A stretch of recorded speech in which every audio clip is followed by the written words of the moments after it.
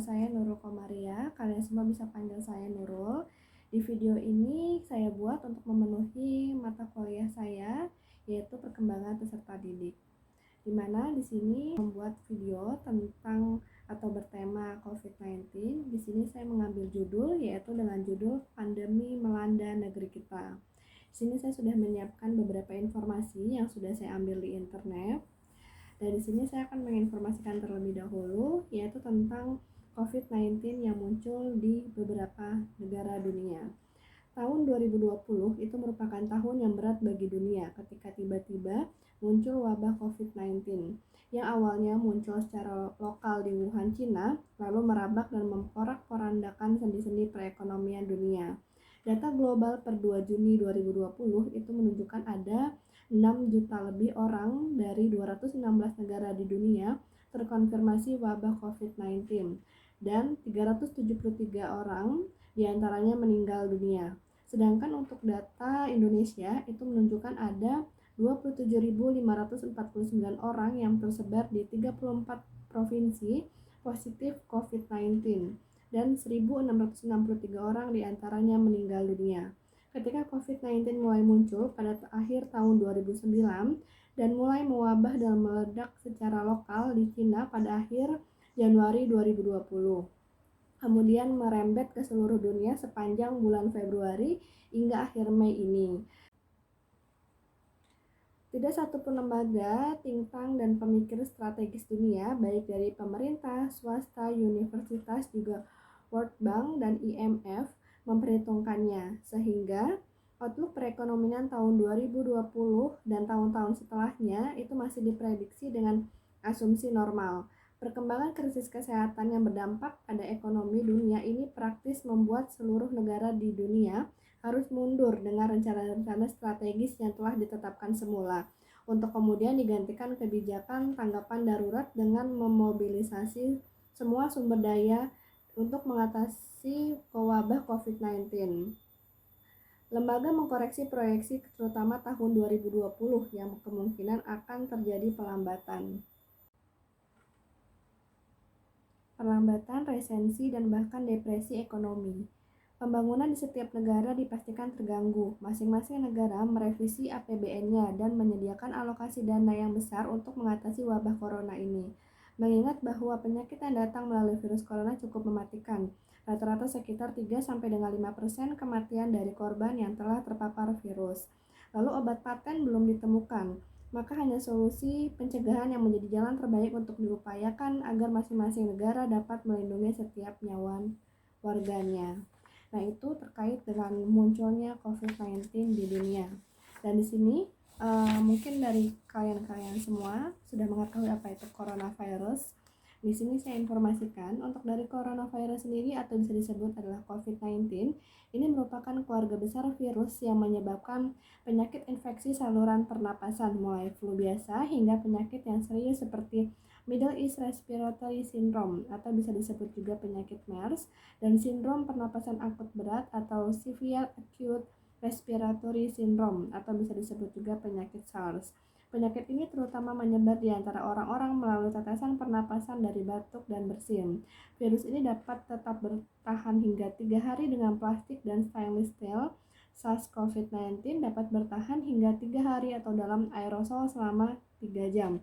Itu menurut data Kemendagri tahun 2020.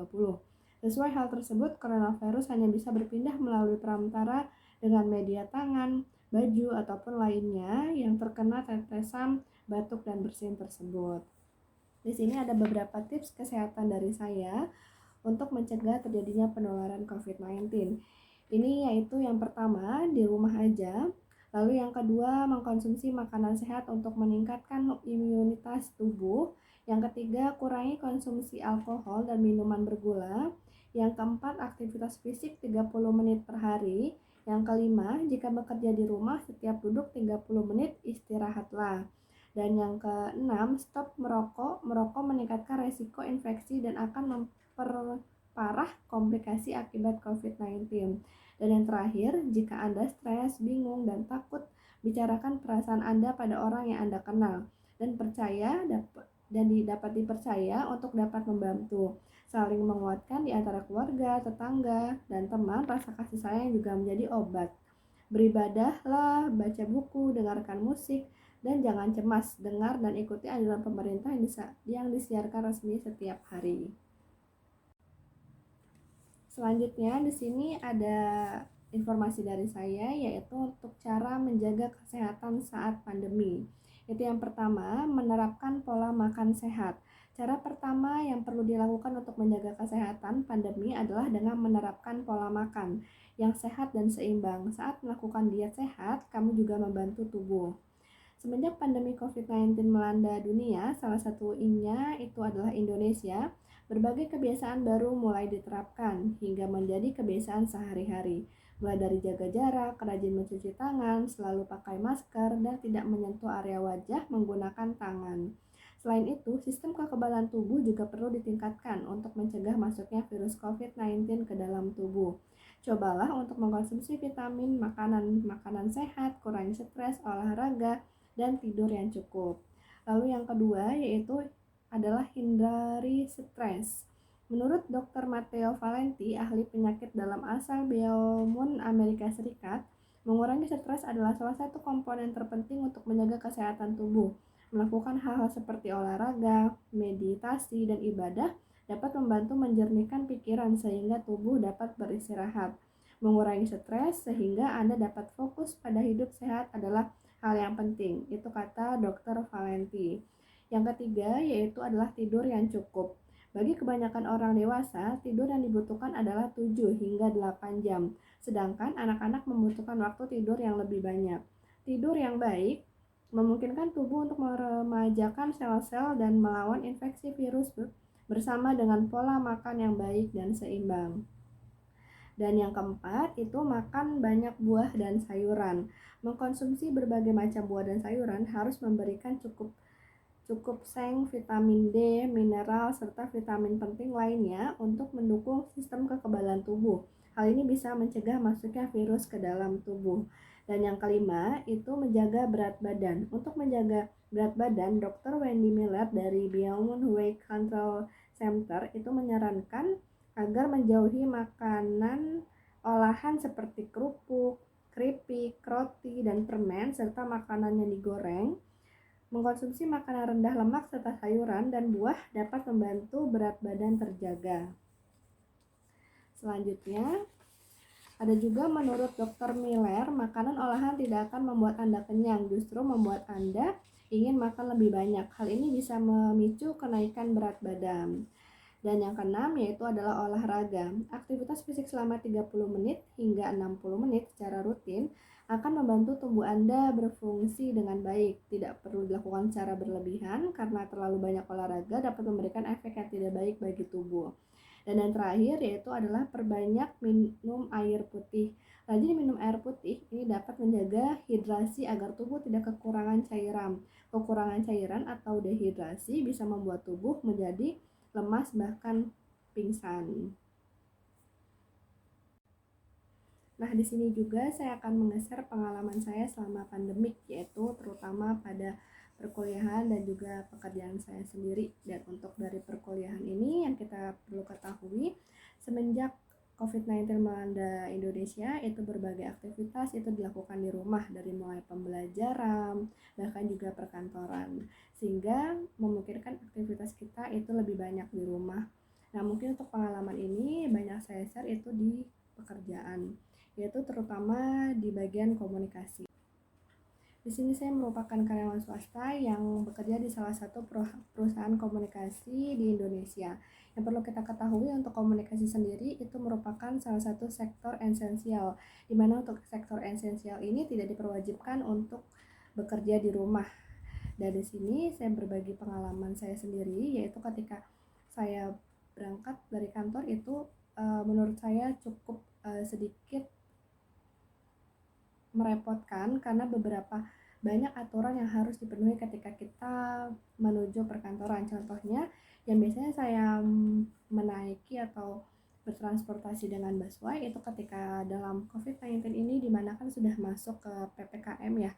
Nah, itu harus membuat atau membawa surat tugas atau mungkin seperti STRP. Nah, itu menurut saya lebih sedikit ribet karena ada beberapa orang yang emang belum divaksin sehingga kesulitan untuk akses menuju transportasi untuk ke kantor tersebut. Seperti itu. Nah, untungnya di sini dari kantor saya pribadi itu ada surat tugas di mana dari kantor saya juga itu komunikasi sudah membicarakan langsung juga kepada pihak pemerintah Kominfo agar diberikan akses untuk bisa menuju kantor, sehingga saya diberikanlah surat tugas. Ketika surat tugas tersebut sudah keluar, sehingga memudahkan saya untuk menuju ke kantor.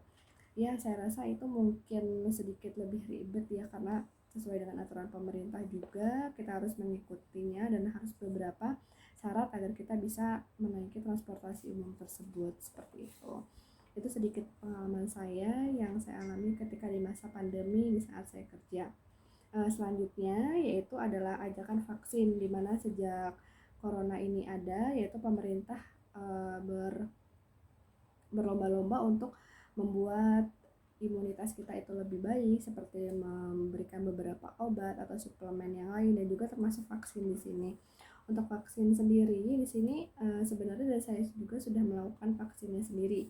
Nah, untuk ajakan vaksin ini itu memang sudah banyak ya dianjurkan oleh pemerintah, bahkan presiden sendiri itu mengajarkan kita untuk menyarankan vaksin bersama. Nah, untuk ajakan vaksin sendiri itu sebenarnya tidak perlu ragu, di mana pemerintah dan presiden pun mengajak masyarakat untuk tidak ragu menjalani vaksinasi, karena hingga saat ini mereka yang telah mendapatkan suntikan pertama vaksin COVID-19 dalam keadaan aman dan sehat. Buktinya hingga saat ini mereka sehat-sehat saja dan sudah kembali beraktivitas secara normal. Sehingga presiden dan pemerintah itu mengajak masyarakat untuk tidak perlu ragu kepada mereka yang sudah divaksin, dan juga mengingatkan kepada masyarakat agar tidak kendor menerapkan protokol kesehatan. Apalagi setelah divaksin, karena kita selalu mengatakan bahwa setelah divaksin itu harus tetap menerapkan protokol kesehatan. Dan juga pemerintah juga mengingatkan setelah tubuh mendapatkan vaksin bukan berarti antibodi langsung terbentuk. Vaksin membutuhkan waktu untuk membentuk kekebalan tubuh. Dengan demikian, jangan sampai ketika tubuh sedang membentuk pertahanan, kita justru menambah resiko terpapar virus. Nah, di sini ada dua fungsi yang berbeda. Kalau upaya mencegah untuk tidak tertular itu adalah dengan 3M yang kita mungkin sudah ketahui, antara lain mencuci tangan, memakai masker, dan juga menjaga jarak. Tetapi kalau mencegah agar kita tidak sakit itu adalah dengan vaksin. Itu kata beberapa informasi dari pemerintah. Karena vaksin itu tidak mencegah kita tertular, kita masih bisa tertular, tetapi kita bisa menjadi tidak sakit karena sudah ada pertahanan tubuh. Lalu di sini juga saya mengajak kalian semua untuk mematuhi protokol kesehatan atau prokes. Sebenarnya sih sudah lebih dari 1 tahun pandemi virus corona masih terus menyerang penduduk dunia tanpa henti. Di Indonesia, angka kasus positif virus corona ini sudah di atas 3 juta jiwa, yaitu saya ambil per data kemarin tanggal 24 Juli 2021. Kabar baiknya, lebih dari 2 juta orang itu berhasil pulih dari serangan virus COVID-19 ini. Mengalahkan penyebaran dan penularan virus corona di dunia itu tidak mudah, namun beragam upaya terus dilakukan agar para ahli dan penduduk global demi mengakhiri ancaman virus yang terus menyerang bertubi-tubi. Di beberapa negara termasuk di Indonesia, pemerintah membuat pedoman dan protokol kesehatan untuk menghadapi virus corona ini. Di negara kita, untuk protokol kesehatan ini dikenal juga dengan sebutan 5M. Sudah tahu apakah saja protokol kesehatan 5M untuk membantu penjagaan penularan virus corona? Nah, berikutlah ini kita informasikan protokol kesehatan 5M tersebut. Yang pertama itu masih sama, mencuci tangan. Rutin mencuci tangan hingga bersih adalah salah satu protokol kesehatan yang cukup efektif untuk mencegah penularan virus corona. Untuk hasilnya maksimal, kamu disarankan untuk mencuci tangan setidaknya 20 detik beberapa kali sehari, terutama saat sebelum memasak atau makan, setelah menggunakan kamar mandi, setelah menutup hidung, saat batuk atau bersin. Nah, untuk membunuh virus dan kuman-kuman lainnya, gunakan sabun dan air atau pembersih tangan dengan alkohol setidaknya dengan kadar 60%. Lalu yang kedua yaitu memakai masker. Pada awal pandemi virus corona tahun lalu, Organisasi Kesehatan Dunia atau WHO mengatakan bahwa penggunaan masker hanya direkomendasikan untuk orang sakit, bahwa bukan orang sehat. Namun virus corona jenis COVID-19 ini yang merajalela hingga saat ini membuat protokol kesehatan bisa berubah-ubah seiring bergulirnya waktu. Beberapa waktu selang kebijakan WHO di atas, akhirnya WHO mengeluarkan himbauan agar semua orang, baik yang sehat atau sakit, agar selalu menggunakan masker saat beraktivitas di luar rumah. Kebijakan WHO ini juga sempat ditegaskan oleh Presiden Joko Widodo. Protokol kesehatan virus corona terkait masker pun semakin digalakan di beberapa negara. Di Amerika Serikat, Center for Disease Control and Prevention atau CDC itu memperbarui pedoman terkait penggunaan masker. CDC mengimbau masyarakat AS atau Amerika Serikat harus memakai masker meski berada di dalam rumah pada kondisi tertentu. Menurut CDC, penggunaan masker di dalam rumah perlu dilakukan ketika terdapat anggota keluarga yang terinfeksi COVID-19. Terdapat anggota keluarga yang berpotensi terkena COVID-19 karena aktivitas di luar rumah, merasa terjangkit atau mengalami gejala COVID-19, ruangan sempit, atau tidak bisa menjaga jarak minimal 2 meter. Lalu yang ketiga yaitu adalah menjaga jarak. Protokol kesehatan lainnya yang perlu dipatuhi adalah menjaga jarak. Protokol kesehatan ini dimuat dalam keputusan Menteri Kesehatan RI dalam protokol kesehatan bagi masyarakat di tempat dan fasilitas umum dalam rangka pencegahan dan pengendalian COVID-19. Di sana disebutkan menjaga jarak minimal 1 meter dengan orang lain untuk menghindari terkena droplets dari orang yang berbicara, batuk atau bersin, serta menghindari kerumunan, keramaian, dan berdesakan. Bila tidak memungkinkan melakukan jaga jarak, maka dapat dilakukan berbagai rekayasa administrasi dan teknis lainnya. Rekayasa administrasi dapat berupa pembatasan jumlah orang, pengaturan jadwal, dan sebagainya. Sedangkan rekayasa teknis antara lain dapat berupa pembuatan partisi, pengaturan jalur masuk dan keluar, dan sebagainya. Dan yang keempat, itu adalah menjauhi kerumunan. Selain 3 hal di atas, menjauhi kerumunan merupakan protokol kesehatan yang juga harus dilakukan. Menurut Kementerian Kesehatan Republik Indonesia atau Kemenkes, masyarakat diminta untuk menjauhi kerumunan saat berada di luar rumah. Ingat, semakin banyak dan sering kamu bertemu orang, maka kemungkinan terinfeksi virus corona pun semakin tinggi. Oleh sebab itu, hindari tempat keramaian terutama bila sedang sakit atau berusia di atas 60 tahun atau disebut lansia.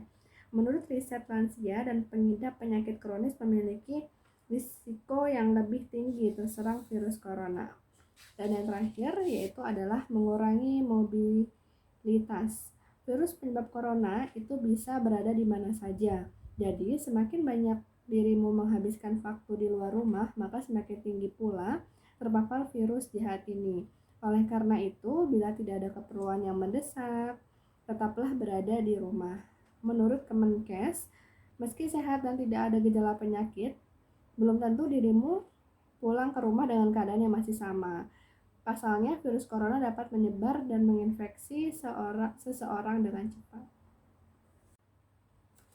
Nah, di sini ada salah satu puisi yang dibuat oleh seseorang yang besar di negara kita, yaitu dari Bapak Muhammad Yusuf Kalla, di mana beliau adalah salah satu wakil presiden di Indonesia. Beliau menuliskan puisi itu yang berjudul Coronavirus. Di sini saya akan membacakan sebuah puisi dari beliau. Semua bermula dari Wuhan, menyebar kemana-mana tanpa pemberitahuan, melampaui batas negara dan jabatan, memapar segala bangsa tanpa ampun. Di Korea menyebar dari tempat peribadatan, melanda tempat suci sirah di Iran. Di Italia merebak di kota mode Milan. Di negeri ini diawali di tempat hiburan. Hari-hari ini penuh dengan kekhawatiran, di mana doa terbaik sudah dipanjatkan. Bekerja, belajar, dan ibadah sudah dirumahkan, menunggu nasib baik penuh harapan.